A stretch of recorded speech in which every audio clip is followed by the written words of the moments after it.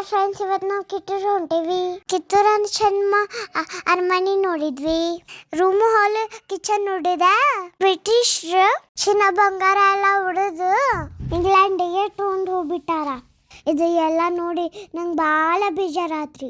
ರಾಣಿದ ಖಡ್ಗ ಡ್ರೆಸ್ ಎಲ್ಲ ನೋಡಿದ್ದೆ ರೀ. ಅಲ್ಲಿಂದ ಸಂಗೊಳ್ಳಿಗೆ ಹೋಗಿದ್ರಿ. ಅಲ್ಲಿ ಒಂದು ಮಸ್ತ್ ಪಾರ್ಕ್ ಮಾಡ್ಯಾರ್ರಿ. ಅದೇನೈತಿ ಭಾರಿ ಐತ್ರಿ. ಅದು ಸಂಗೊಳ್ಳಿ ರಾಯಣ್ಣಂದ ಮಣಿ ಕುಸ್ತಿ ಆಡಿದ್ದು.